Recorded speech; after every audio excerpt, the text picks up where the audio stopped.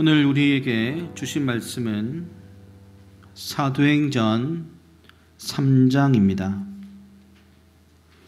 사도행전 3장 1절부터 10절까지의 말씀. 사도행전 3장 1절부터 10절까지의 말씀을 우리 다 한 목소리로 읽도록 하겠습니다. 시작. 제9시 기도 시간에 베드로와 요한이 성전에 올라갈새 나면서 못 걷게 된 이를 사람들이 메고 오니 이는 성전에 들어가는 사람들에게 구걸하기 위하여 날마다 미문이라는 성전문에 두는 자라. 그가 베드로와 요한이 성전에 들어가려 함을 보고 구걸하거늘 베드로가 요한과 더불어 주목하여 이르되 우리를 보라 하니 그가 그들에게서 무엇을 얻을까 하여 바라보거늘 베드로가 이르되 은과 금은 내게 없거니와 내게 있는 이것을 내게 주노니 나사렛 예수 그리스도의 이름으로 일어나 걸으라 하고 오른손을 잡아 일으키니 발과 발목이 곧 힘을 얻고 뛰어 서서 걸으며 그들과 함께 성전으로 들어가면서 걷기도 하고 뛰기도 하며 하나님을 찬송하니 모든 백성이 그 걷는 것과 하나님을 찬송함을 보고 그가 본래 성전 미문에 앉아 구걸하던 사람인 줄 알고 그에게 일어난 일로 인하여 심히 놀랍게 여기며 놀라니라. 아멘. 사도행전과 하나님 나라 다섯 번째 말씀, 예수의 이름이라는 제목으로 목사님 말씀 증거해 주시겠습니다.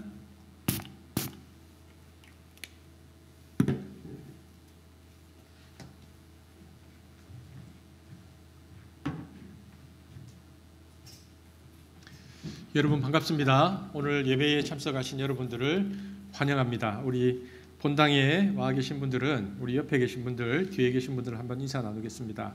오늘 반가운 얼굴들이 보입니다. 나중에 인사하겠지만은 우리 지민이 이제 제대하고 어제 제대했습니다. 어제 제대하고 오늘 우리 예배에 참석했고 우리 광진이 너무 오랜만에 또 보고 있습니다. 1초보다 조금 더 길게 한번 인사 한번 나누시죠. 서로 잠깐. 잘 오셨습니다. 환영합니다.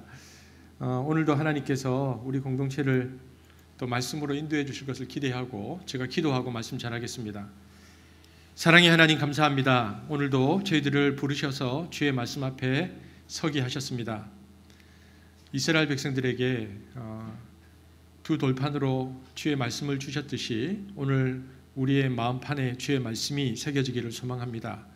사도행전과 하나님 나라의 말씀을 통해서 예수님의 이름에 관하여 우리가 묵상하고 있습니다. 오늘도 주의 이름의 능력들을 우리가 묵상하고 우리가 주의 이름의 능력을 발휘하며 살아가는 하나님의 백성이 되도록 우리 예배를 붙드시고 인도하여 주옵소서. 예수님 이름으로 기도합니다. 아멘. 오늘 저와 여러분이 본 사도행전 3장 1절에서 10절은요. 초대 교회에 일어난 첫 번째 기적입니다.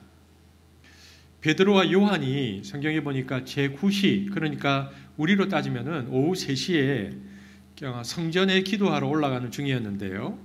미문이라는 성전문에 다다랐을 때 두 사람은 구걸하는 거린을 만나게 됩니다. 이 거린은 어떤 사람이냐면 태어나면서부터 못 걷게 된 선천적인 장애를 가진 사람이었습니다. 오늘 본문 다음 장인 4장 22절에 보면요. 이 거린의 나이가 40살쯤 되었다 이렇게 되어 있습니다. 그러니까 40여 년 동안 걷지 못하는 장애를 가지고 살아온 사람이었습니다. 그는 그날도 걷지 못하는 절망과 답답함에 그리고 가난의 무게까지 더해져서 아무런 희망도 없이 줄인 배를 채우기 위해서 자기 앞을 지나는 베드로와 요한에게 무심코 손을 내밀었습니다. 그러자 생각하지도 못했던 일이 그의 삶에 일어났습니다. 그가 고침받은 것입니다. 사실 생각해 보면요. 안준뱅이가 일어난 사건은 예수님 시대에도 있었습니다. 그러나 오늘 저와 여러분이 보고 있는 사도행전 3장의 안준뱅이가 일어난 사건은 색다른 의미가 있습니다. 왜냐하면 그것은 예수님이 아니고 베드로가 안준뱅이를 일으켰기 때문입니다. 예수님이 그렇게 하실 수 있다는 것에는 모두 동의합니다. 하나님이니까. 그러나 베드로가 그렇게 했다는 것은 정말 놀라운 일입니다. 예수님은 하나님이셨고 베드로는 인간이었기 때문입니다. 그러면 인간이었던 베드로가 어떻게 하나님이셨던 예수님이 하셨던 그 일들을 일으킬 수 있었을까? 누가는 이 사건을 통해서 아주 중요한 메시지를 우리에게 던집니다. 그것이 가능했었던 이유는 바로 예수 그리스도라는 이름 때문이었다. 베드로가 선포합니다. 오늘 본문 6절인데요. 우리 다 함께, 특별히 본당에 계신 분들은 영상을 보고 계신 분들이 소리가 들릴 만큼 한번 같이 읽어주십시오. 시작.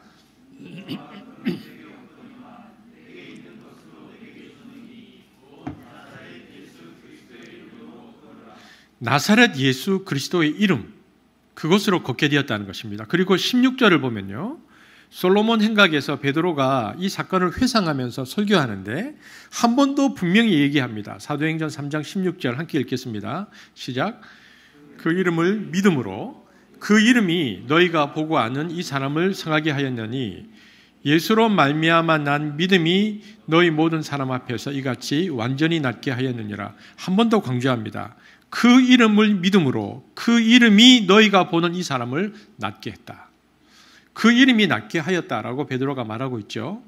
그래서 오늘은 예수의 이름이 낫게 했다라는 이 부분에 방점을 두고 이것이 무슨 의미인지를 좀 살펴보려고 합니다. 여러분, 구약 성경을 보면은 하나님께서 자기 이름을 나타내십니다. 계시하시죠. 그런데 구약 성경에서 하나님이 자기 이름을 계시하실 때 자기 이름을 뭐라고 얘기하셨냐면요, 엘 혹은 엘로힘이라고 그 표현을 쓰십니다. 여러분, 엘이라는 이 이름이 아주 오래된 셈족 언어입니다. 그러니까 이 엘을 번역하면 어떤 뜻이냐면요, 하나님이라는 뜻입니다. 그러니까 이것은 신적 존재를 나타내는 보통 명사입니다. 신을 칭할 때. 그래서 이 신이라는 보통 명사이기 때문에 다른 신들 앞에도 전부 다 엘이 붙습니다. 그래서 바알 신 앞에도 엘 바알 이렇게 붙습니다. 신이니까. 이렇듯 엘은 하나님 앞에서만 쓰는 이름이 아니고 모든 신적 존재들을 나타내는 보통 명사입니다. 엘, 구약 성경에 나타나고 있습니다. 하나님이 엘인데, 그런데 이 이름에서 중요한 것은 모든 신에게 붙어 있는 이 보통 명사 엘이 아니고 고유 명사죠. 그렇다면 하나님만의 고유 명사는 무엇일까? 근데 엘이라고 하면 이게 이제 히브리어로 단수이고요. 이 복수형이 뭐냐면 엘로힘입니다. 이게 이제 히브리어로 복수인데 하나님을 표현할 때는 엘이라고 쓰지 않고 엘로힘이라고 했습니다. 왜일까? 여러분, 이 엘로힘이 장엄 복수형이라고 부르는데요. 구약학자들은 신들 중에서 최고의 신을 표현할 때에 엘로힘이라는 복수형을 썼다 이렇게 말합니다. 그러니까 엘로힘은 엘이라는 보통 명사가 아니고 하나님의 본질과 성격과 특징을 드러내는 고유 명사입니다. 그래서 엘은 그냥 신인데 신들 중에 최고의 신 엘로힘, 그런데 이 엘로힘이라는 이름이 나중에 뭐로 바뀌냐면요, 여호와라고 불리게 됩니다. 그래서 하나님의 풀네임이 뭐냐면 엘로힘 여호와입니다. 우리가 그냥 부르는 하나님의 풀네임은 엘, 신, 엘로힘, 모든 신들 중에 뛰어난 신. 그런데 그 신의 고유 이름은 여호와다. 그래서 엘로힘 여호와가 하나님의 풀네임입니다. 그렇다면은 원래는 엘로힘이어서 나중에 여호와라는 이름까지 불려지게 되는데 이 엘로힘이라는 이름이 언제 여호와로 알려지게 되는가? 여러분, 구약 성경을 읽어보면 이 여호와라는 이름이 아브라함이나 이삭이나 야곱에게는 알려지지 않았습니다. 아브라함과 이삭과 야곱은 여호와라는 이름을 몰랐습니다. 구약 성경을 보면 하나님의 이름을 묻는 사건이 여러 번 나와요. 그때마다 하나님께서는 하나님의 이름을 물으면 자기 이름을 알려주기를 거절하시거나 아니면 모호하게 대답을 하셨습니다. 창세기도 나오고 사사기도 나오는데 한번 보겠습니다. 그 중에 한 장면, 창세기 32장 28절에서 29절 하나님의 이름이 나오는 장면입니다. 보겠습니다. 시작. 그가 이르되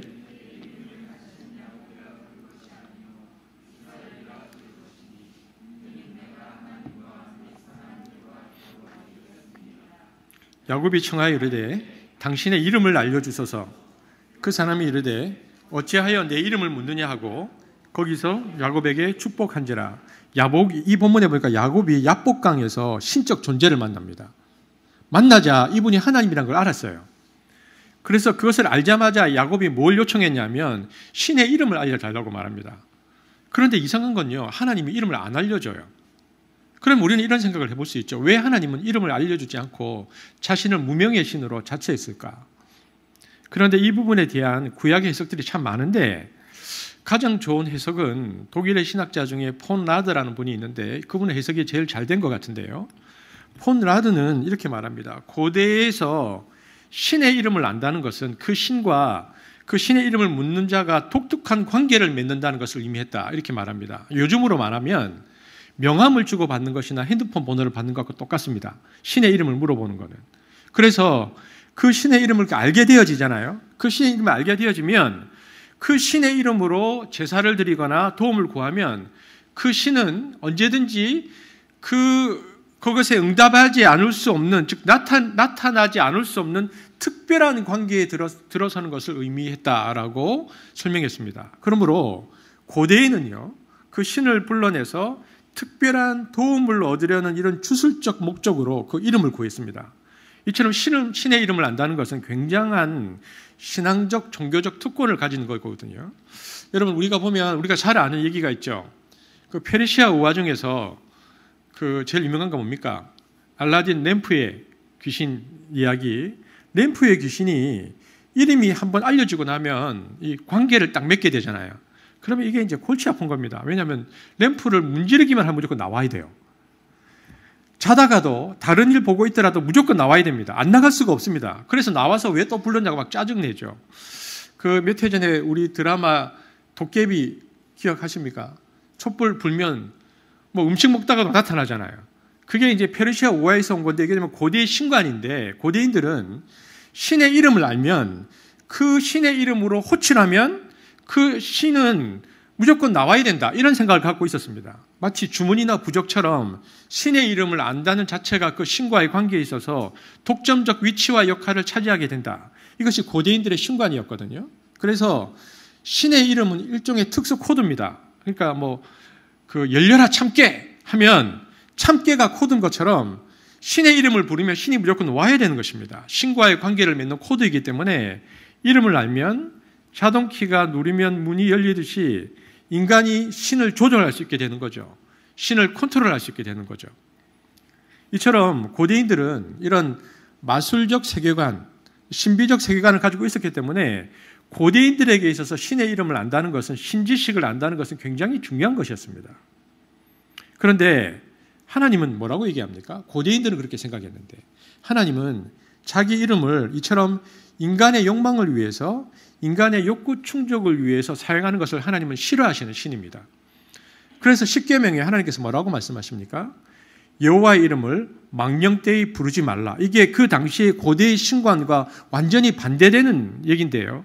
여호와의 이름을 망령되이 부르지 말라 하셨는데, 여기서 망령되이라는 말은 고대의 사람들이 그렇게 신의 이름을 불렀듯이 인간의 욕심으로, 정욕으로, 인간의 사사로운 생각으로 신의 이름을 막 부르는 것을 하지 말라는 얘기입니다. 이기적으로 그렇게 부르는 것을 하나님은 싫어하시는 신이다. 이게 이제 십계명에 들어있는 거죠. 그래서 야곱이 하나님과 막 씨름하다가 하나님이라는 걸 알았는데 이름이 무엇입니까? 이렇게 물어보잖아요. 이걸 구약학자들이 어떻게 해석하냐면, 그것은 야곱이 비록 야복강에서 하나님을 체험하기는 했지만 아직 성화가 덜 됐다고 보는 겁니다.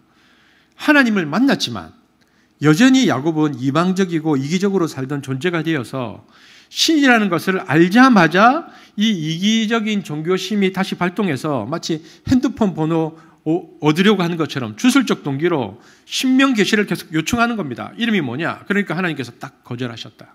이렇게 해석하는 거죠. 그래서 그와 같은 동기로 그 신명 계시를 요청하는 야곱에 대해서 하나님은 단호히 그 이름 알려주기를 거절하십니다. 한번 같이 다시 읽어볼까요? 창세기 32장 29절입니다. 시작. 야곱이 청하여 이르되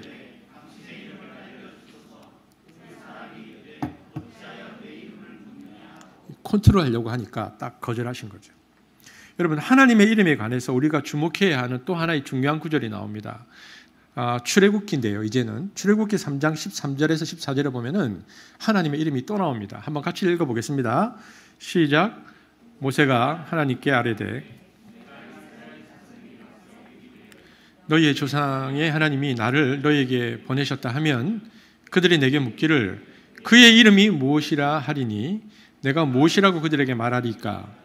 하나님이 모세에게 이르시되 나는 스스로 있는 자이니라. 또 이르시되 너는 이스라엘 자손에게 이같이 이르기를 스스로 있는 자가 나를 너희에게 보내셨다 하라. 하나님이 시내산 나무에서 나타나셔서 모세와 대화하시는 내용인데 하나님이 모세에게 이렇게 말합니다. 내가 너를 이집트의 이스라엘에게 보내서 구원을 일으키는 출애굽을 하겠다. 이렇게 계시를 주십니다. 그러자 모세가 야곱과 똑같은 반응을 보입니다. 그러면 도대체 이름을 말해야 되지 않겠습니까?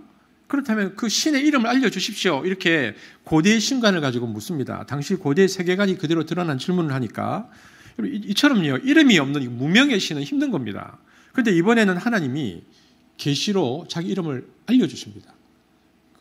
야곱에게는 거절하셨는데 그러면서 뭐라고 말씀하시냐면은 이름을 알고 싶다고 그러면서 나는 이름이 뭐라고? 스스로 있는 자니라 이렇게 말씀하십니다. 여러분 이 스스로 있는 자라는 이 단어는 이제 그 내용, 그 의미를 번역한 거고요. 그냥 히브리어 있는 그대로 부르면 이 이름이 뭐냐 하면요. 여기 여호와입니다. 그러니까 구약에는 엘 엘로힘까지만 하나님 이름이었는데 여기에서 처음으로 하나님의 고유 이름이 나옵니다. 여호와다. 그러면서 15절에 이렇게 말씀하시는데 제가 읽겠습니다. 보십시오. 설명을 합니다. 너희 조상의 하나님 여호와, 너희 조상의 하나님 여호와 곧 아브라함의 하나님, 이삭의 하나님, 야곱의 하나님께서 나를 너희에게 보내셨다 하라. 이는 나의 영원한 이름이요. 그러니까 변하지 않는 나의 이름이 여호와다. 모세에게 얘기해 주면서 이것은 대대로 기억할 나의 칭호다. 계속 이렇게 불러야 할 나의 이름이다. 나의 고유명사다라고 하나님께서 이름을 얘기해 주십니다. 나는 여호와다. 여호와라는 것은 엘 엘로힘, 그러니까 신인데 신들 중에서 가장 탁월한 신과는 달리 이거는 나만의 고유명사다. 이것을 꼭 기억해라. 그래서 여호와라는 이름이 모세에게 처음 계시됩니다. 이게 내 이름이다. 그런데 성경에 보면 창세기에 여호와라는 이름이 나옵니까? 안 나옵니까? 뭐 둘 중에 하나 할 건데 아무나 여호와라는 이름이 많이 나옵니다. 창세기에. 그럼 뭔가? 하나님은 아브라함, 이삭, 야곱에게 여호와라는 이름을 알려준 적이 없는데 창세기에는 여호와라는 이름이 많이 나옵니다.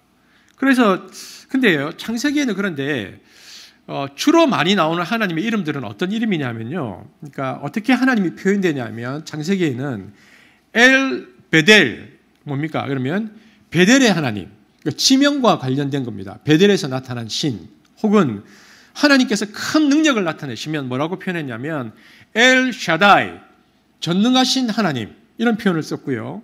하갈은 어떻게 표현하냐면 엘 브엘라 헤로이, 그러니까 나를 감찰하시는 하나님 이런 식으로 불렀습니다. 앞에 엘을 붙이고. 그러니까 그 창세기에 보면 하나님을 자신이 어떤 경험과 연관시켜서 어떤 지명, 어떤 관계로 이름을 불렀지 하나님의 고유명사를 부른 적은 없거든요.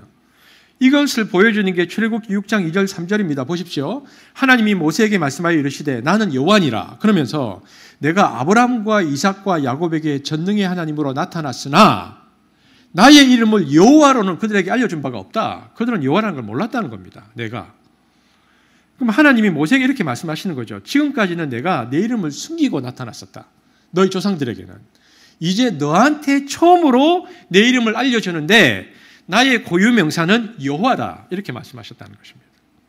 그러면 창세기에 다 나오는 여호와라는 이름은 다 뭔가?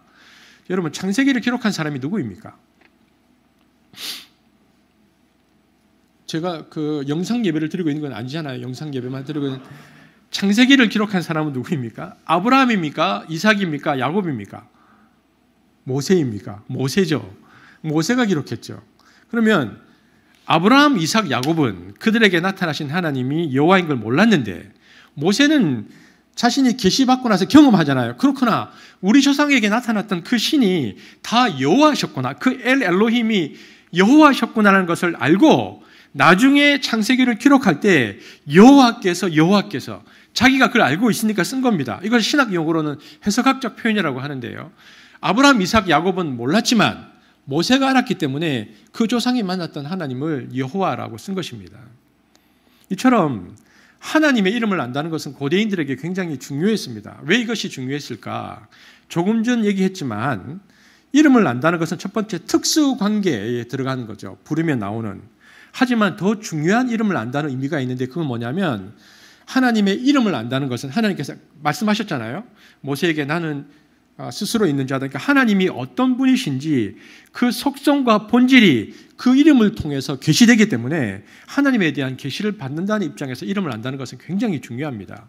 그래서 그 이름을 통해서 하나님은 이런 분이시구나라는 것을 인간이 알게 된다는 것이죠. 그렇다면은 모세에게 가장 먼저 알리신 하나님의 고유명사 여호와는 무슨 뜻인가? 여러분, 글자가 그러니까 체계가 많잖아요. 표문자 체제, 그러니까 영어나 한국어 같은 언어를 쓰는 사람에게는 이름이 그다지 중요하지 않습니다. 그냥 구별 부호에 불과합니다. 다른 사람과 나를 구별하는 구별 코드죠. 누구야 부를 때 우리는 그래서 그냥 구별하는 쓰는데요. 표문자 체계에서는. 하지만 한문, 그러니까 의미가 있는 문자 체제를 들어가면 이름은 다릅니다. 아주 중요한 의미를 갖습니다. 의미를 가지고 이름을 짓는데 그래서 중국에서는 성명학 이런 게 있잖아요. 제 이름이 동인인데 동력 동자의 어질인 자거든요. 흥덕이 동쪽인지 모르겠습니다. 동쪽에 어진 사람. 왜냐하면 제 할아버지가 지어주셨다고 하는데 이름 속에는 뭔가 부모들의 어떤 염원이나 소망이 담겨 있죠.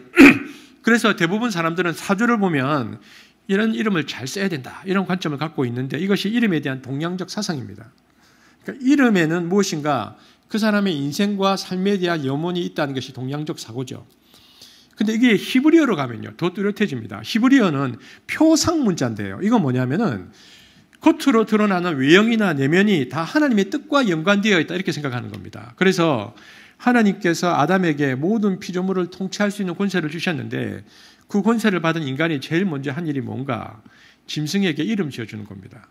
이것이 그냥 이름을 지어주는 게 아니고 부르는 구별 부호를 지어준 거 아니고 하나님의 통치 행위를 대행하는 거였습니다. 이름을 개, 소, 닭 이렇게 지어줄 때 그냥 구별 부호로 아무렇게나 지어준 게 아니고 하나님께서 만드셨던 그 존재와 그 존재의 본질에 맞추어서 이름을 지어줬다. 아담에게 그 능력이 있었다. 그 뜻입니다. 그래서 히브리어 이름은 하나님의 뜻, 하나님의 의지와 관련이 있습니다. 그래서 성경을 보면요. 하나님이 가끔 이름 고쳐주는 사람이 나옵니다. 사라가 뭐로 바뀝니까? 사레로 바꾸고 아브라함이 뭐로 바뀝니까? 아브람이 아브라함으로 바뀌고 야곱이 뭐로 바뀝니까? 속이는 자라는 뜻이었는데 이스라엘로 바뀌죠. 이렇게 이름을 바꿔준다는 것은 이게 고대 히브리 개념으로는 네 운명이 바뀐다 이 뜻입니다. 내 인생의 본질이 바뀐다. 이것은 하나님이 그렇게 바꾸겠다는 하나님의 의지입니다. 이름을 바꿔준다는 것은 하나님의 의지로 내가 너 이름을 바꾸고 너의 인생을 바꿀 것이다. 하나님께서 그렇게 말씀하시는 거죠. 여러분 성경에 보면 만나자마자 이름이 바뀐 사람이 있습니다. 누굽니까? 베드로입니다. 원래 그의 이름은 요한의 아들 시몬이었습니다. 그런데 예수님은 그를 보자마자 너를 개바라 하리라 이렇게 얘기하셨습니다. 이것은 3년 뒤에 딱 그렇게 만나고 그로부터 3년 뒤에 가이사랴 빌립보에서 주는 그리스도시요 살아계신 하나님의 아들입니다라는 신앙 고백을 베드로가 하고 예수님께서 그 고백 위에 내가 음부의 권세를 이기는 교회를 세우시겠다고 약속하실 것을 주님께서 3년 뒤에 일어날 것을 미리 내다보시고 내 신앙과 내 인격을 내가 그렇게 3년 동안 빚겠다. 신적 의지가 투영되어서 하는 말이 딱 만나자마자 네 이름은 요한의 아들이 아니고 게바다. 베드로다, 반석이다 라고 말씀하신 것입니다. 여러분 그래서 캐톨릭에서는 영세를 받을 때 이름을 바꿉니다. 이것은 신적 의지에 대한 믿음이죠. 개신교도 이름을 좀 바꾸면 좋겠습니다. 한 명씩. 이름이 있으면 예를 들어서 뭐 우리 내 이름이 누가 뭐 나다나엘이라 그러면은 내 이름이 뭐 나다나엘 항익 뭐 이러면은 살 때 그 이름에 맞는 그 살기 위해서 노력하지 않겠습니까? 이름이라는 것이 히브리어 사상에서는 본질이 바뀌는 것이고 본질이 드러나는 겁니다. 그렇다면 이처럼 이름은 본질이 드러나는 것인데 하나님께서 그러면 자기 이름을 알린다는 것은 뭘까요? 이것은 하나님께서 자기 이름을 알린다는 것은 단순히 다른 신과 구별되기 위한 구별 보호가 아니고 하나님 자신이 내가 어떤 존재인가를 알려주는 자신의 존재와 본질을 드러내는 자기 계시적 행위입니다. 나는 내 본질이 이것이다 라고 드러내는 것이죠. 그런데 여러분, 이 이름이 참 묘합니다. 여호와다. 여호와다. 이 이름이 참 묘한 이름입니다. 이 이름을 해석하면 무슨 뜻인가? 제가 이 설명을 참 잘할 수 있으면 좋은데 잘 해보겠습니다. 여러분, 여호와라고 할 때 히브리어 안에 그 여호와라는 이름 안에는 히브리어 하야라는 동사가 들어가 있습니다. 그러니까 하나님이 자기 일을 계시하시는데 자기 이름을 영어로 따지면 동사, 명사가 아니고 동사로 쓰십니다. 그러니까 직역하면 하나님 이름이 뭡니까? 내 이름은 왔다니라. 내 이름은 갔다니라. 이런 겁니다. 하나님 이름이 동사입니다. 내 이름은 동사다. 내 이름은 왔다다. 내 이름은 갔다다. 그러면 하야 동사는, 하야 히브리어로 이 동사는 무슨 뜻인가? 영어로는 히브리어의 가장 기본적인 언어인데 이거 영어로 따지면 비동사입니다.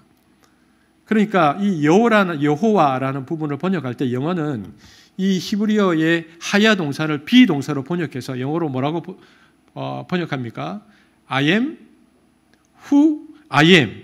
그러니까 나는 존재한다. Who I am. 스스로 존재하는 자로서 존재한다. 비동사 현지형이죠. 나는 존재한다.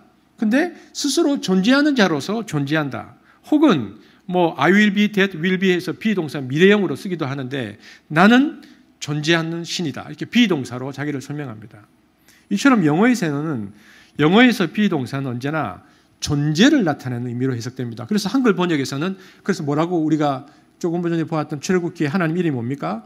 스스로 존재하는 자, 혹은 한자로는 자존하는 자, 스스로 있는 자, 이런 식으로 존재 개념으로 번역 설명합니다. 하나님의 이름이.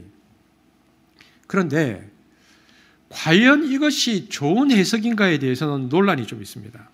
논란이 있다가 최근에 구약학계에서 가장 많이 나오는 논문들을 보면 신의 이름, 신명에 관한 이름들이 정돈이 많이 되어지는데 어떻게 정돈되는가?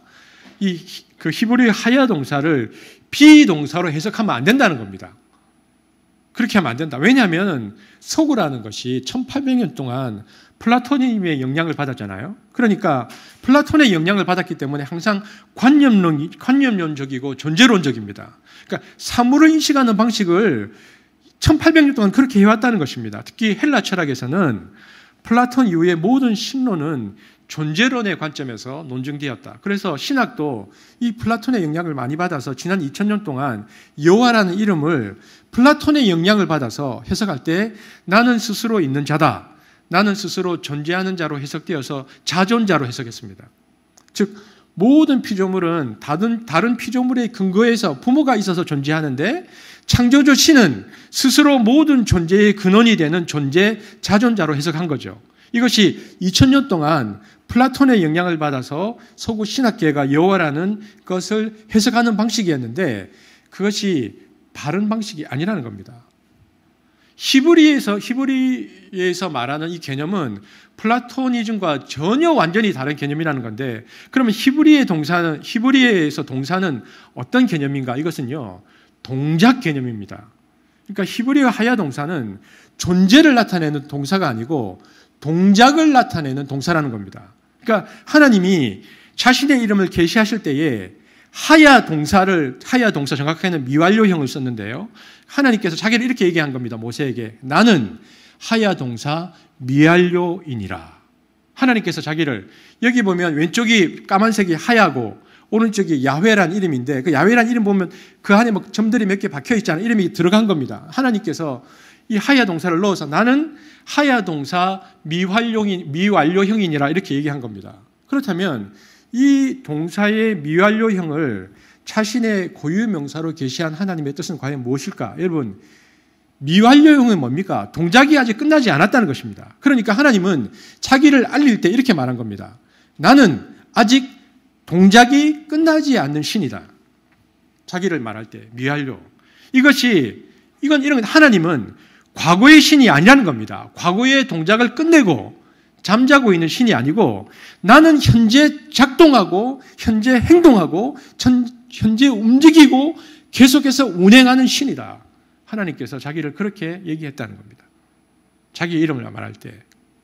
그런데 여러분, 그 하나님의 동작, 그 하나님의 계속 움직임의 행함이 왜 우리에게 의미가 있습니까?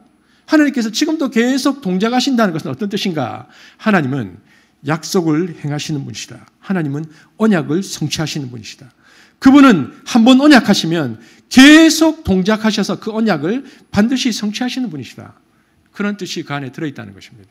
즉 아브라함과 이삭과 야곱과 맺은 그 약속을 지금 현재도 이루어가고 있는 신이다. 그리고 앞으로도 계속 이루어갈 신이다. 그것을 계시하시기 위해서 하나님이 모세에게 나타나셔서 나는 하야 동사 미알료신 여호와다 표현하셨습니다. 그러니까 현재 이스라엘 가운데서도 행하시고 앞으로도 계속 행하실 전능하신 하나님이다. 하나님께서 자기를 그렇게 드러내셨다는 것입니다. 그러니까 하나님은 우리의 삶의 적용에도 마찬가지입니다. 하나님은 현재 우리의 삶 속에서도 침투하시는 하나님이시고요. 그래서 현재 우리의 삶을 바꿔나가시는 하나님이시고, 그리고 우리의 미래까지 바꾸셔서 마침내 당신의 뜻을 이루시고 당신의 말씀과 약속을 우리 삶 속에서, 그래서 베드로를 요한의 아들을 게바라 바꾸신 것처럼 마침내 우리를 그렇게 바꾸실 자기 계시가 분명하신 여호와다라고 우리에게 말씀하시는 것입니다. 그래서 이 신명을 바탕으로 해서 읽으면요, 아주 정확하게 해석이 됩니다. 출애굽기 3장 16절 17절을 보십시오. 왜 여기 아브라함, 이삭, 야곱 이름이 나오는지 한번 보세요. 그럼 이게 해석이 됩니다. 하나님 이름이. 읽겠습니다. 시작. 너는 가서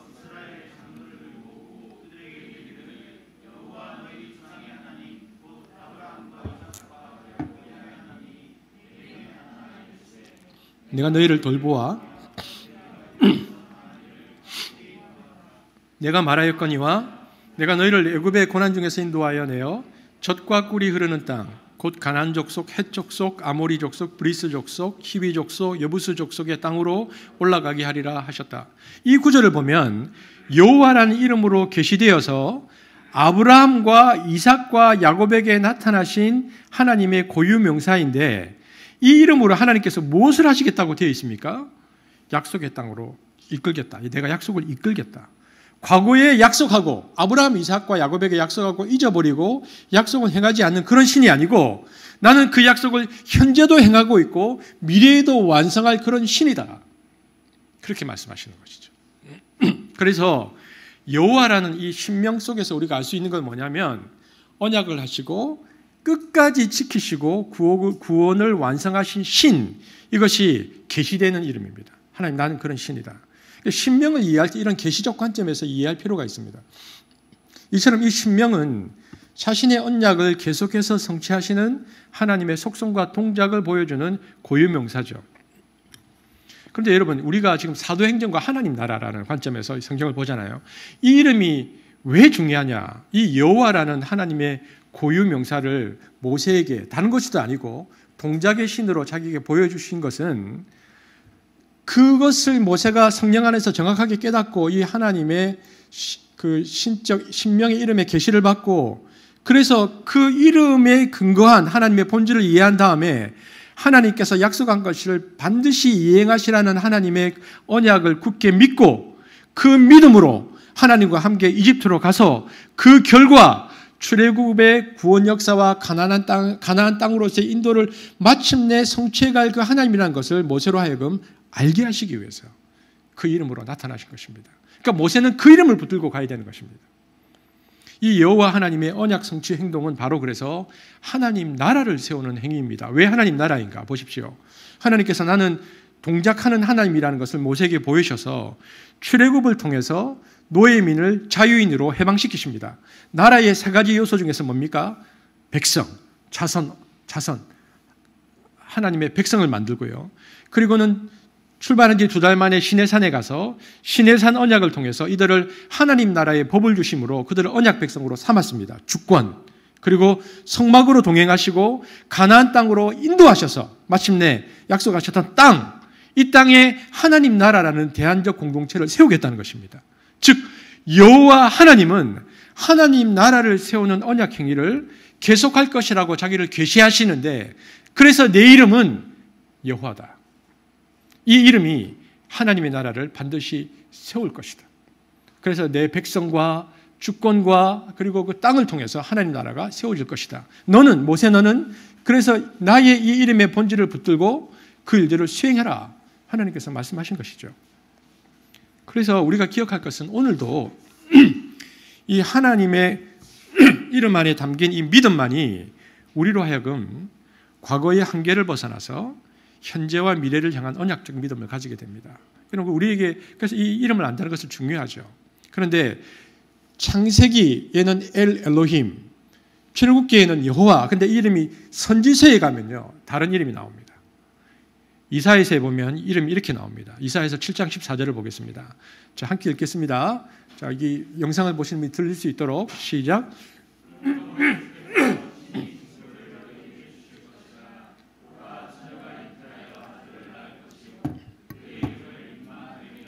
자, 이름이 나옵니다. 뭡니까 이름이? 임마누엘이죠. 근데 이 이사야 4장 7장 14절의 예언의 성취로 우리가 이제 성탄절에 보면 이 구절 설교를 많이 하는데 이 예언의 성취로 누가 태어납니까? 아기 예수가 태어나죠. 그런데 하나님이 천사 가브리엘을 통해서 뭐라고 말씀하시는가? 원래를 하면 이 아이의 이름을 이사야에서 말씀대로 임마누엘이라 하라 이렇게 해야 되는데 그렇게 해야 이사야 예언이 성취되는 것인데 그 이름을 뭐라고 하라 했다고 말했죠? 예수라 하라. 보겠습니다. 마태복음 1장 21절 22절 함께 보겠습니다. 시작.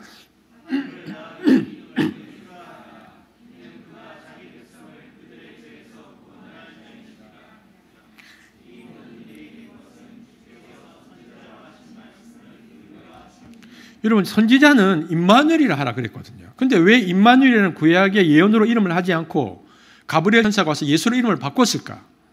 여러분, 임마누엘은 예언적 성격의 이름이었는데 그런데 이름이라기보다는 어떤 본질을 드러낸 것입니다. 그럼 어떤 본질을 드러내는 것인가?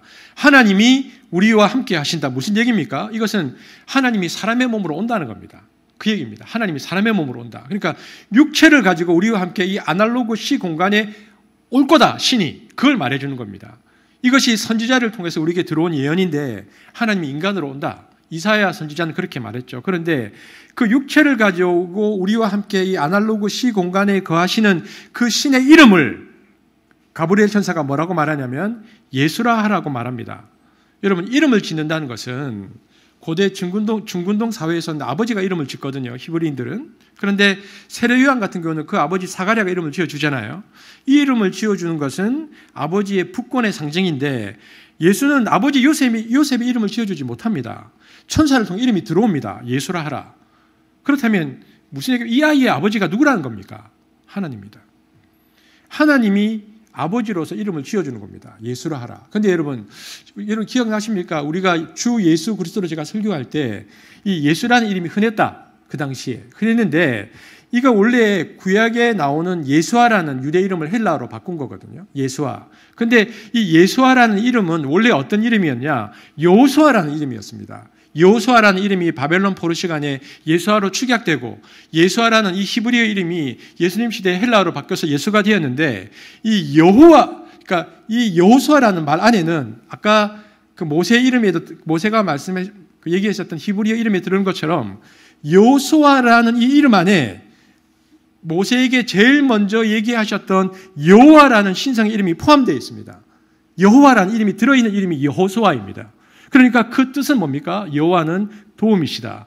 여호와는 구원이시다. 그러니까 엘로힘 여호와가 임마누엘로 갔다가 임마누엘이 예수가 되는데 그 예수라는 이름은 원래 말씀하셨던 여호와라는 이름이 포함된 이름입니다. 그러므로 임마누엘 예수라는 의미는 이런 뜻입니다. 그러니까 종합해보면 하나님이 사람의 몸으로 육체 가운데 거하시는데 임마누엘 그분은 여호와로서 구원을 이루시는 분이다.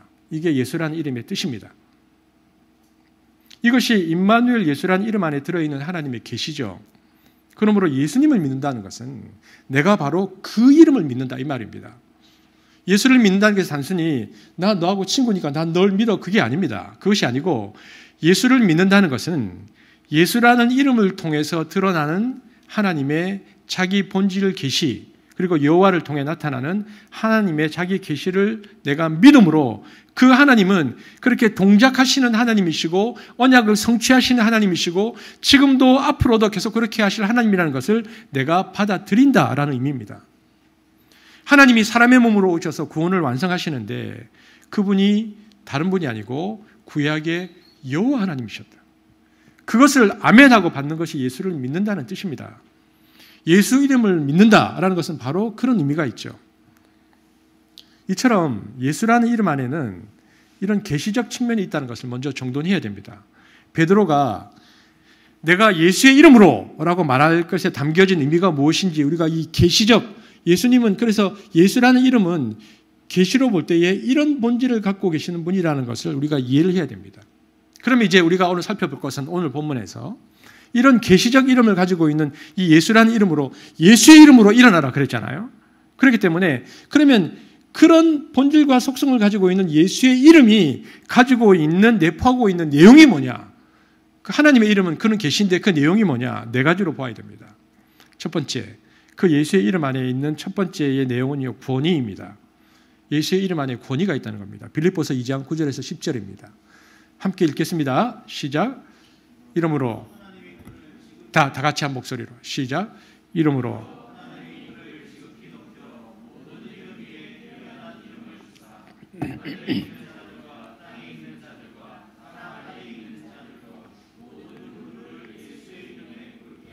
보십시오. 여기 예수라는 이름이 그 이전에는 나사렛에 사는 젊은 목수였고 랍비였던 사람을 구별하는 이름이었습니다. 나사렛 예수. 그런데 그 이름 성격이 바뀝니다. 어떻게 바뀝니까? 뛰어난 이름으로 바뀝니다. 가장 높은 탁월한 이름입니다. 이름이 바뀝니다. 모든 피조물들의 이름 중에 가장 높은 이름이 되었습니다. 그런데 그 이름은 어떤 일을 일으키는 이름인가? 여기 보니까 뭐라고 되어 있습니까? 하늘에 있는 자들 누구입니까? 천사들, 신적 존재를 가리킵니다. 땅에 있는 자들 누굽니까? 인간들. 그러면 땅 아래에 있는 자들은 누구를 가리킬까요? 이것은 유대인적 세계관이 나타난 표현인데 죽은 자들, 그리고 귀신들을 가리킵니다. 그러니까 그냥 예수를 나사렛 예수라는 구별 부여한 평범한 이름이었는데 예수의 이름이 하늘, 땅, 그리고 땅 아래의 이 모든 것들을 다 무릎 꿇게 하는 뛰어난 이름이 되었다. 그게 예수다. 사도 바울이 이렇게 말하는 겁니다. 그렇다면 온 천하 모든 것이 무릎 꿇게 되는 최고의 통치권을 가지게 되는 이 변화는, 이 평범한 이름이 모든 이름에 뛰어난 이름이 되는 이 변화는 언제 일어났는가? 예수님께서 내가 마침내 하늘과 땅의 모든 권세를 다 받게 되었다라고 언제 말씀하셨습니까? 부활하신 이후입니다. 딱 부활하고 나니까 그 말은 그 이전은 아니었다는 것입니다. 3년 동안 공생애 동안에 예수는요, 시공간 안에 머물러 계셨습니다. 그래서 시공간 안에서만 그 권위가 나타났죠. 그런데 이 예수님의 이 권위가 갑자기 뛰어난 이름으로 바뀐 것이 언제인가? 예수님께서 임마누엘, 즉 사람의 몸을 입고 오셔서 이 땅에 오셔서 하나님께서 하나님의 구원을 이루시기 위해서 죽으시고 부활하시자 마침내 그 부활을 통해서 하나님이 예수님에게 하늘과 땅의 모든 권세를 다 주신 것입니다. 마태복음 28장 18절. 함께 이 근거 때문에 사도 바울이 가장 탁월한 이름이 예수가 되었다고 말하는 것이죠. 보겠습니다. 시작. 예수께서 나와 말씀하여 이르시되 하늘과 땅의 모든 권세를 내게 주셨으니 누가? 하나님 아버지께서. 하나님 아버지께서 내게 이제는 하늘과 땅의 모든 권세를 주셨다. 부활하신 다음에 그래서 그 권세를 드러내시면서 주님이 그 권세를 실현하는 것이 무엇입니까? 그 권세가 있다는 것을 뭐로 보이셨습니까? 승천입니다. 하나님의 권세가 있다는 걸 보여주기 위해서 하나님께서 승천하셔서 하나님 우편 보좌에 앉으셨습니다. 이 우편 보좌라는 것은 하나님이 통치권을 완전히 예수님께 위임하는 사건입니다. 그래서 하나님 보좌 통치 우편에 앉으셔서 이 땅에서 일어나는 모든 것에 대한 통치권을 마침내 예수님이 가지십니다. 그리고는 이 통치권을 가지신 예수님께서 이 통치를 이제는 어떻게 실현시키시는가? 누구를 통해서 실현하는가? 천사들을 쓰지 않고요, 사도들을 쓰신다는 것입니다. 그래서 하나님의 영, 예수의 영이 마가다락방에 그래서 제자들에게 들어오는 겁니다. 사람 속으로 그 영이 들어와서 성령께서 사도들, 그리스도인들 안에 들어가서 우편 보좌에서 내려지는 하나님의 명령을 실행하는 일들이 사람의 몸에 들어간 성령께서 그 일들을 일으키시면서 하나님의 통치가 마침내 이 땅 가운데 이루어지는 것이죠. 이것이 성경의 가르침입니다. 그래서 이제는 하늘의 권세 잡은 이들도, 공중 권세 잡은 이들도 예수님께 순종하게 되고 예수님의 권위 아래 눌리게 되어서 예수의 이름으로 기도하기만 하면 모든 이 세상의 공중 권세 잡은 권세들이 다 무너지는 것입니다. 그러니까 예수님의 이름이 처음에는 나사렛 예수라는 평범한 이름이었는데 부활 이후에는 하늘과 땅의 모든 권세를 잡은 오서리티, 권세, 권위가 있게 되었다라고 성경이 말하는 것입니다. 그러니까 여러분 우리가 오늘도 저는 이제 설교를 미리 준비했으니까 오늘 김태호 간사님이 찬양 인도하실 때 보면요, 우리 첫 임재송부터 중간에 예수의 이름이라는 것이 많이 나왔어요. 우리가 평소 예수의 이름이라고 말할 때 이 말을 잘 쓰지만 그 내용을 잘 모르는데 예수의 이름으로 기도한다는 것은요, 그래서 그 하늘과 땅의 통치를 가지신 그 어마어마한 권위, 그 권세를 우리가 가지고 기도한다는 뜻입니다. 그러니까 예수 이름으로 기도할 때에 아버지께서 그 기도를 응답하시고 예수의 이름으로 선포할 때에 악한 영들이 그 권위에 눌린다. 나는 그래서 예수의 이름으로 기도한다는 것입니다. 그러므로 예수의 권위를 사용할 때는 어떤 자세가 필요한가? 중요한 것은 그 이름에 대한 믿음입니다. 여러분, 경찰이 자기가 가지고 있는 권위에 대한 믿음이 없으면 맞서 제압할 수가 없죠. 여자 경찰이든 약한 경찰이든 간에 경찰이다 말하면 그냥 그렇게 사이렌 소리가 울리면 무조건 도망가게 되어 있다는 믿음이 있어야 경찰이다 외칠 수 있지. 내가 이렇게 말하는데 도망갈까? 그럼 못하잖아요. 자기가 약하면.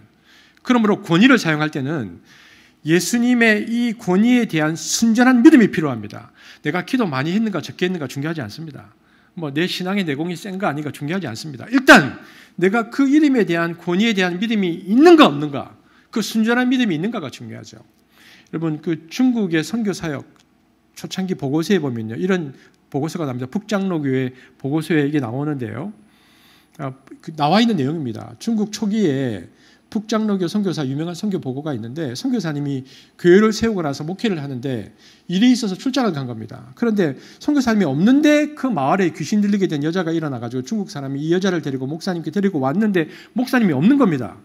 그러니까 실망하고 돌아가려고 하는데 초등학교 6학년 그 목사님의 아들이 자기 아버지가 하는 걸 가만히 보니까 귀신 쫓는 거 별로 어려울 것 같지 않거든요. 그러니까 가만히 있으라고 하고는 초등학교 6학년 아들이 나와서 나사렛 예수의 이름으로 명하노니 악한 귀신은 떠날지어다 라고 선포했는데 귀신이 떠났다. 이게 북장로교회에 나와 있는 선교 보고서입니다. 중국 보고서에 나와 있는 건데요. 이게 뭘 의미합니까?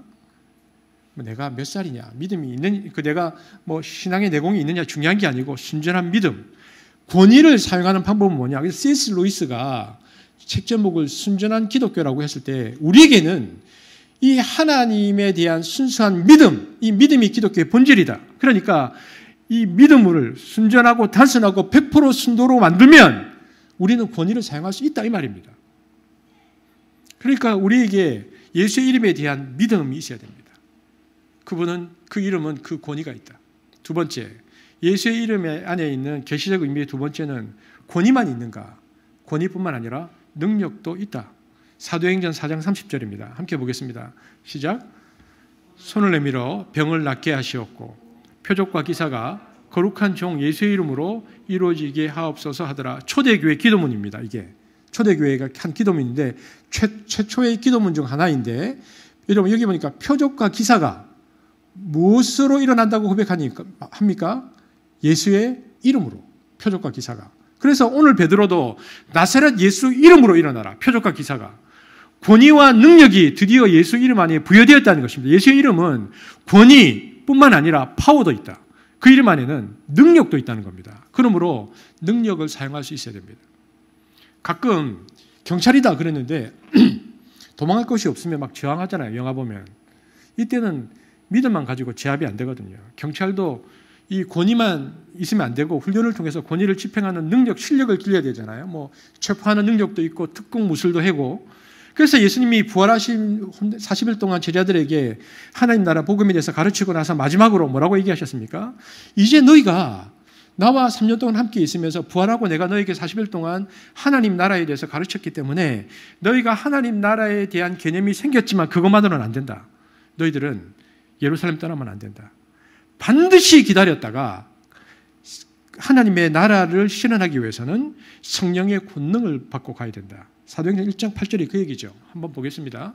시작. 오직 성령이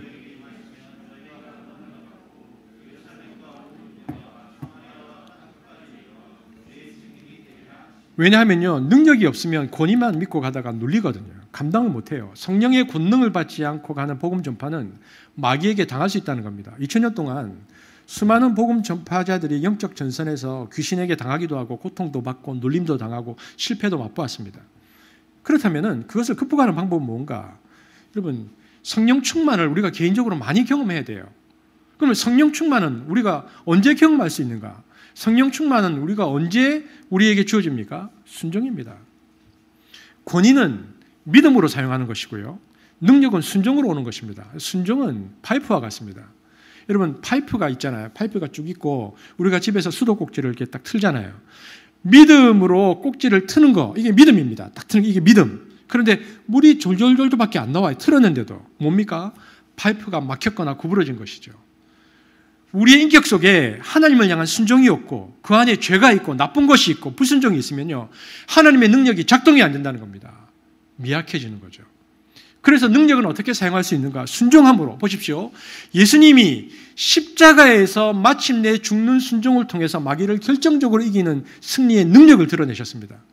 그렇기 때문에 우리도 예수님께서 순종하심으로 십자가에서 구원의 능력을 드러내셨던 것처럼 우리도 이 능력을 드러내려면 예수님처럼 자신을 십자가에 못 박는 자기 부인의 과정이 필요합니다.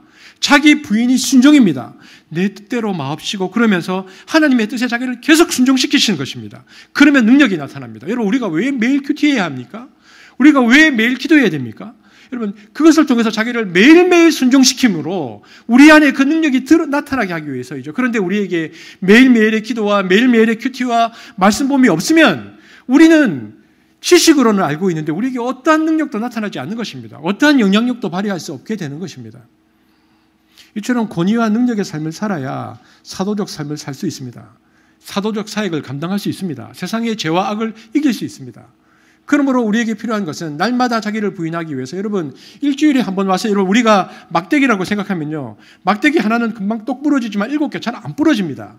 그런데 지금처럼 코로나 기간에 잘 못 모여서 한 달에 한 번 하다 막대기가 30개 되면 이게 부러집니까? 절대로 안 부러집니다. 나라는 자아가. 순종이 안 되면 우리 안에 능력이 없는 것입니다. 그렇기 때문에 이럴 때일수록 더욱더 매일매일 큐티와 말씀과 기도 앞으로 자기를 부인하는 훈련을 통해서 하나님의 권위와 능력이 내 안에서 영향력으로 드러나도록 해야 하는 것입니다. 예수의 이름에 게시된 세 번째 의미는요, 권위, 능력, 그 다음에 중보입니다. 예수님이 죽으시기 바로 전날 가르쳐 주신 기도에 관한 매우 중요한 변화가 있습니다. 그 전까지는 예수님이 가르쳐 주지 않고 죽기 직전에 가르쳐 준 게 있습니다.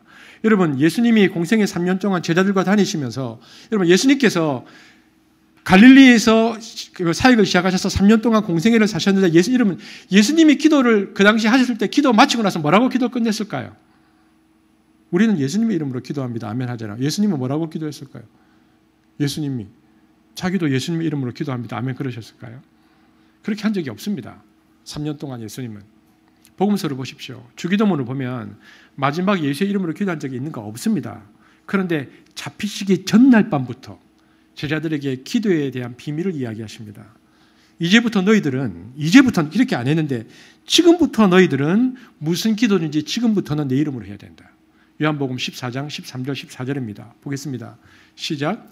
너희가 내 이름으로 무엇을 구하든지 내가 행하리니 이는 아버지로 하여금 아들로 말미암아 영광을 받으시게 하려 함이라. 내 이름으로 무엇이든지 내게 구하면 내가 행하리라. 처음 나온 이야기입니다. 이제부터는 내 이름으로 해라. 그러면 내가 행할 것이다.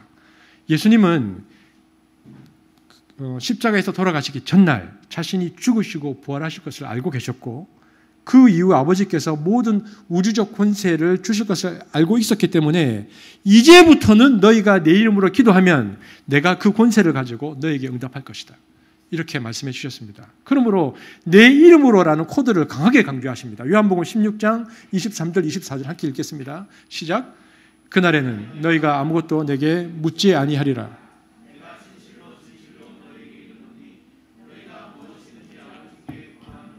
내 이름으로 주시리라. 지금까지는 너희가 내 이름으로 아무것도 구하지 아니하였으나 구하라 그래야면 받으리니 너희 기쁨이 충만하리라. 이제는 아버지 성부 하나님도 기도 응답을 언제만 하신다고 말하고 있습니까? 예수의 이름으로 할 때만 응답하신다. 왜 그럴까요? 죽었다가 부활하신 주님께서 무엇을 하십니까? 승천하시죠. 승천을 왜 하십니까? 내가 가야 보혜사가 오실 것이다. 그래서 예수님이 승천하셔서 성령이 내려오시는데 성자는 올라가고 성령이 내려오시는데 그럼 올라가셔서 뭐 하십니까? 보좌 우편에 앉으셔서 그분이 대제사장, 구약에서 있었던 대제사장의 역할을 감당한다. 이게 히브리서 기자가 말하는 것입니다. 히브리서 8장 1절. 예수님께서 승천하셔서 이 일을 하신다는 겁니다. 보겠습니다. 시작. 지금 우리가 하는 말의 요점은 이러한 대제사장이 우리에게 있다는 것이라. 그는 하늘에서 지극히 크신 이의 보좌 우편에 앉으셨느니라. 그러니까 인류를 위해서 자신의 몸으로 죽고 피를 쏟아서 속죄 사역을 그분께서 하셨기 때문에 이제는 하늘에 오르셔서 그분만이 하늘 보좌의 대제사장으로 취임하시는 것입니다. 그러므로 제자들이 기도할 때에 이 하나님께서 죄를 속죄한 예수의 이름으로 기도해야 성부 하나님께서 이제는 기도 응답을 해주신다. 왜? 그것이 대제사장의 속죄 효과가 있는 기도이기 때문에. 그래서 구약에는 대제사장이 1년에 한 번 지성소로 들어간 것처럼 이제는 모든 인류의 대제사장이 되어서 그분이 앉아 계시고 있기 때문에 그 예수의 이름으로 기도해야 이제는 응답받는다. 그러므로 예수님이 이제부터 내 이름으로 기도하라는 것은 자신이 중보자로서 대제사장으로서의 사역을 완성하실 것을 알고 하신 말씀입니다. 그러므로 예수의 이름 안에 계시는 내용의 성격은요, 중보자적 의미가 있습니다. 마지막 예수의 이름으로 아는 네 번째 영역은요, 예수의 이름 안에는 권위, 능력, 그리고 중보자, 그리고 성령의 임재, 영적인 임재를 가리킵니다. 자, 마태복음 18장 20절 한번 보겠습니다. 읽겠습니다. 시작. 두세 사람이 내 이름으로 모인 곳에는 나도 그들 중에 있는지라. 여러분, 감격스러운 구절인데 우리 다 같이 한번 읽겠습니다. 시작.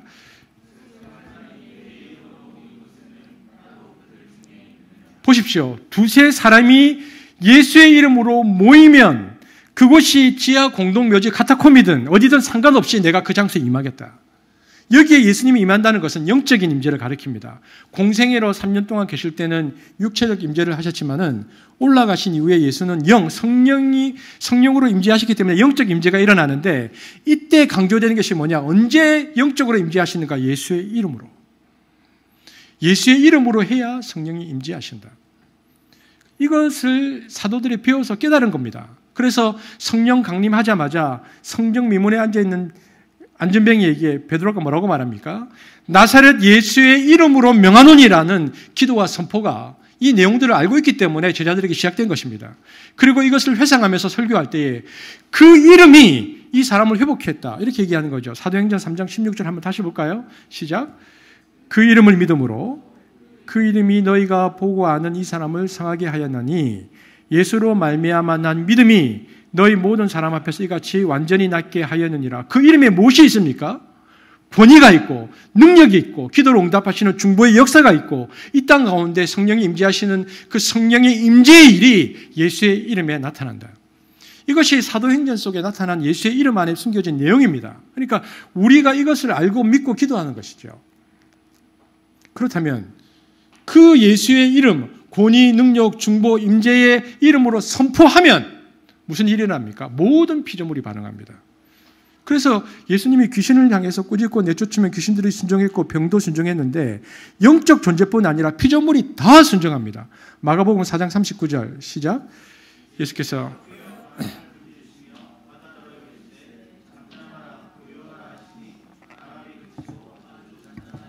4장 41절 시작.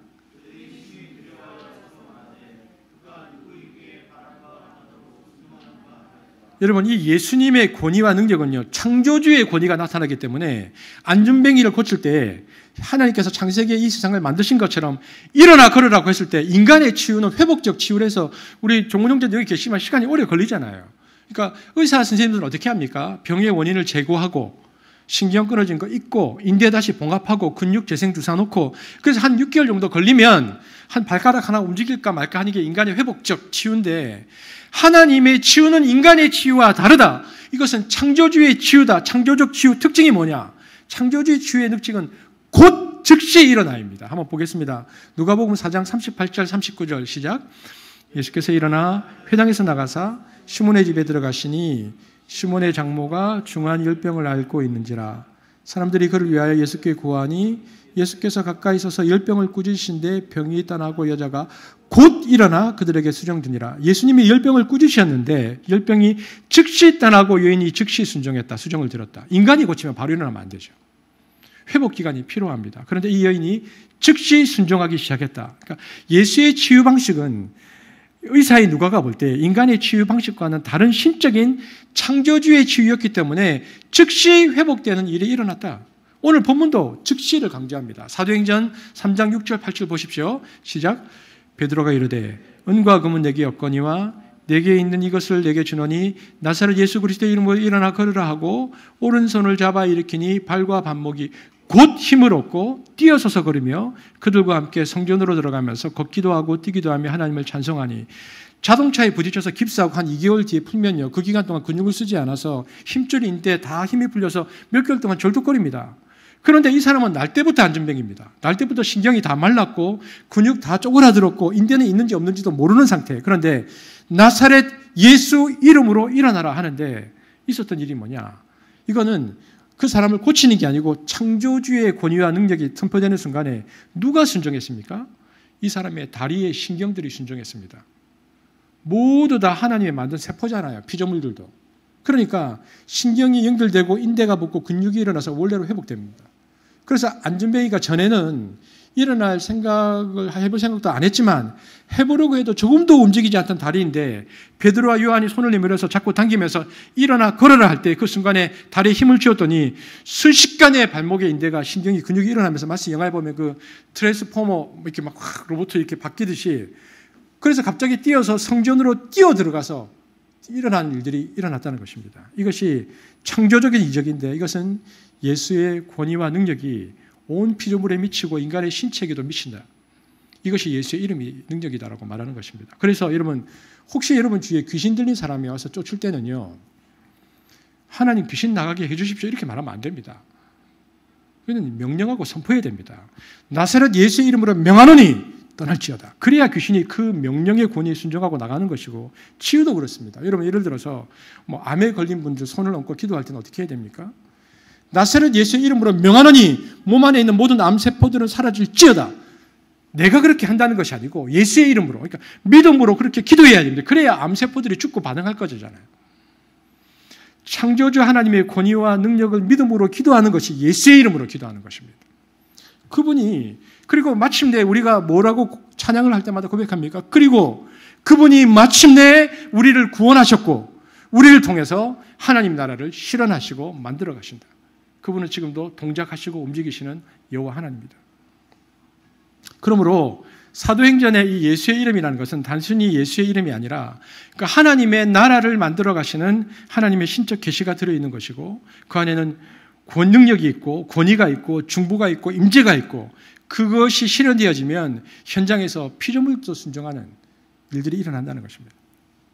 저는 예수의 이름으로라는 것이 의미하는 것이 무엇인가를 우리가 성경에서 잘 정돈하고 그래서 우리가 우리의 삶 속에서 권위와 능력과 중보와 그 임재를 경험함으로 그래서 남아있는 한 해뿐만 아니라 새롭게 시작되는 그 한 해를 예수의 이름으로 힘있게 시작되어지는 그 하나님 나라를 경험하는 한숨이 되어지기를 주의 이름으로 축복합니다.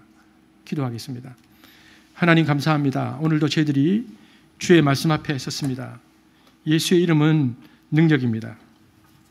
예수는 주님이시고 그리스도이시며 그분은 구약에서 말씀하시는 여호와 하나님이시고 지금도 운행하시는 분이시며 마침내 하나님 나라를 이루시는 분이십니다.